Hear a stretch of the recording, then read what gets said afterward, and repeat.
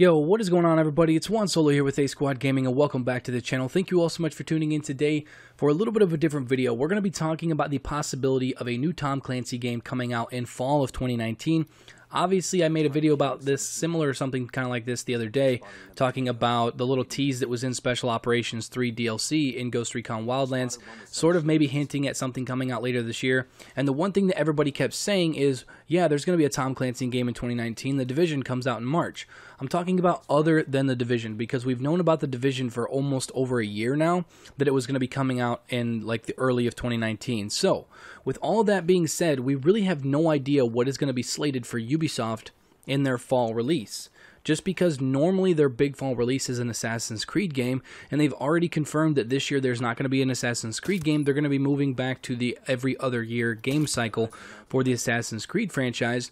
So they really don't have any big release slated for fall of 2019 yet. Obviously, we have Far Cry, the new Far Cry New Dawn, which comes out next month in February, along with Anno 1800 and Trials Rising. That's all coming out in February. Then we have the big release of Tom Clancy's Division 2 on March 15th. And other than that, there is nothing slated for the rest of 2019 officially, other than The Settlers, the new reboot of the Settlers game, which is slated for some time in Q4 2019, so October, November, December. Other than that, we do have Skull and Bones and Space Junkies that is sort of somewhat supposed to come out at some point in 2019, but we have no information on either of those games, whether or not those games are actually going to come out in 2019. Probably see more about that at E3 2019 in June and stuff like that. But then we also have the unconfirmed to be announced games that everybody wants to know about. We obviously have a new Splinter Cell game that could be possibly coming out later this year, or 2020, something like that, because we haven't heard any information on that. Also, Watch Dogs 3, it's going to be a thing because Watch Dogs 2 did very, very well. Also, they teased this back in 2017, the new Avatar game that Ubisoft is working on. Never really heard any information on when that was going to be released. Also, Beyond Good and Evil, no idea when that's going to be coming out. They haven't really given us an official release date on that either. So any number of these things here could be slated in 2019 for a fall release. But what we're mainly going to be talking about in today's video is the chance or the possibility of it being something related to Ghost Recon or Splinter Cell. So the first thing we're going to be talking about is the possibility of a new Ghost Recon. So the first thing I'm going to say is I doubt it's going to be a new Ghost Recon, because yes, Ghost Recon Wildlands has been out for almost 2 years. It'll be 2 years in March. But they haven't really revealed anything. They haven't teased anything. They haven't talked about anything with Ghost Recon or anything like that.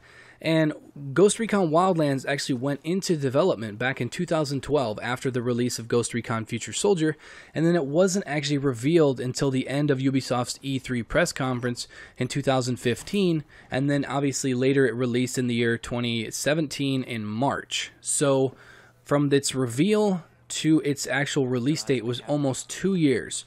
So anybody who thinks that they're going to be able to reveal something at E3 in June and release it in the fall, especially with a big name like Ghost Recon, it's not going to happen. Yes, we may see something at E3 2019 concerning a new Ghost Recon, whether it be Wildlands 2, Future Soldier 2, or a brand new IP with the Ghost Recon franchise.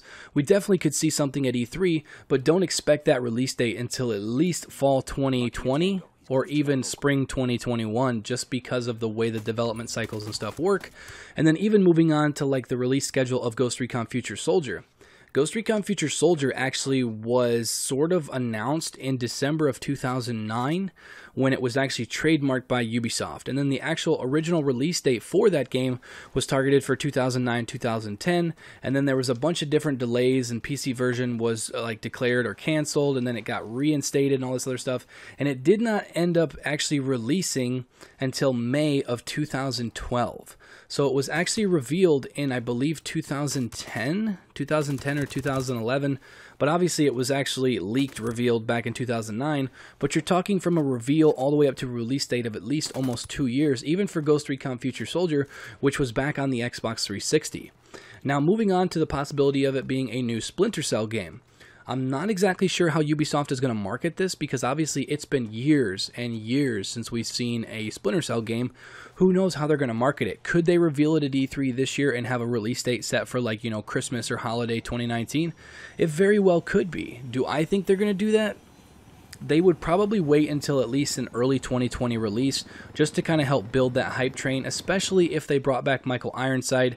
For those of you guys that don't know, Michael Ironside, the main reason he was not in Splinter Cell Blacklist was he was actually going through cancer, and he had no idea if he was actually going to survive, and that's kind of why they went with the other actor. I believe it was Eric Johnson, I think is what his name was. He was sort of passing the torch to Eric because he had no idea if he was going to live long enough to work on Splinter Cell Blacklist, let alone future Splinter Cell games. So in the end, somehow he miraculously survived, and then he is super excited. He comes back, does the Splinter Cell DLC for Ghost Recon Wildlands, and who knows, even in an interview talking about the DLC of Ghost Recon Wildlands, you know, he stated, "I am Sam Fisher. I never left. I am Sam Fisher. I've never not been Sam Fisher." So with those words and kind of the look on his face that he had in that interview, tells me that if they do a new Splinter Cell game, it's going to be Michael Ironside. Probably just for the voice, because he's definitely getting up there in age. That was one of the concerns they had with Splinter Cell Blacklist, was with the motion capture. He was definitely not going to be able to do it.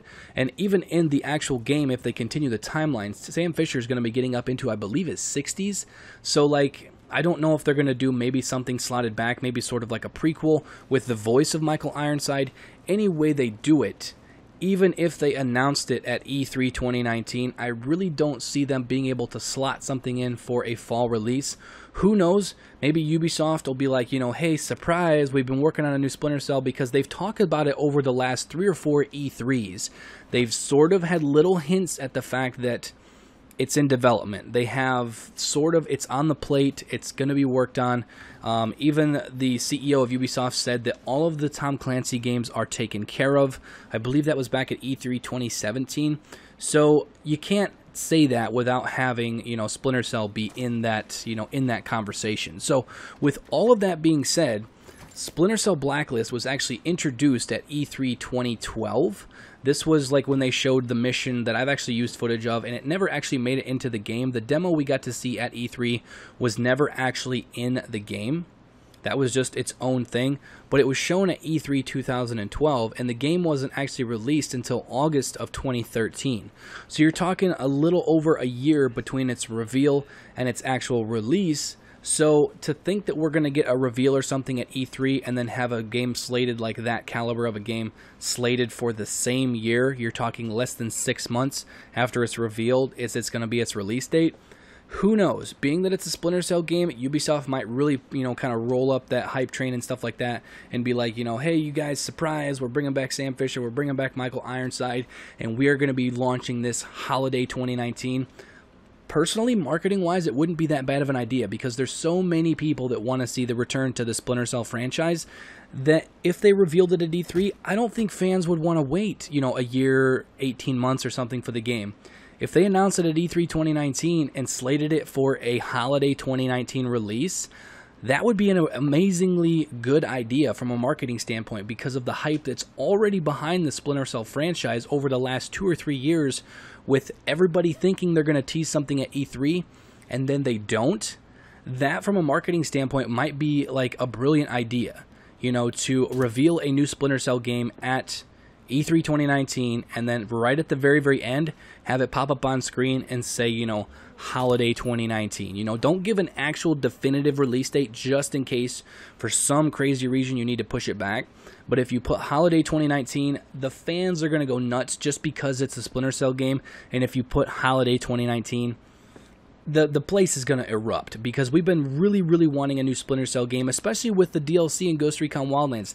I'm not trying to ramble here, but the return of Sam Fisher, even in that teaser trailer that Ubisoft put up on YouTube, where you got to hear Michael Ironside's voice as Matchwood, that was just like, it sent chills up my spine, because I knew exactly who he was as soon as he talked. And the return of him in a new Splinter Cell game, you know, maybe even at the end of that game passing the torch or something to another character, but having him be like the full character throughout the entire game, that's something that we've been wanting for, you know, almost 6 full years since we've had our last, well, actually longer than that, because I believe it was 2010 that we had our last one with actually Sam Fisher in it.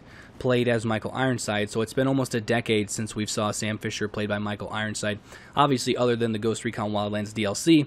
But overall, guys, that's pretty much going to do it for the video. I just kind of wanted to break down my thoughts on what Ubisoft could possibly do for a fall release of a new Ubisoft game, a big AAA title and stuff like that. Let me know your thoughts in the comment section down below. What do you guys want to see first? Would you rather see a new Ghost Recon, a new Watch Dogs, a new Splinter Cell, or something else that's in the Ubisoft lineup? Let me know your thoughts and stuff down in the comments, guys. Let's talk about it. And overall, I'm pretty excited about what's to come.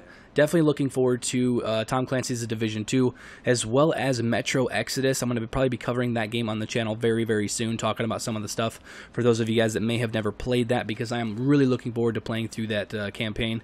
But overall, guys, that's going to do it for the video. If you guys enjoyed it, make sure to drop a like on the video and subscribe to the channel if you are new, to stay up to date on all things with Ubisoft titles and other stuff moving forward, as well as jumping over on some Metro Exodus and covering that all the way up to its release in February. But overall, guys, like I said, it's all for the video. Thank you all so much for watching, and I will catch you guys later. Peace out.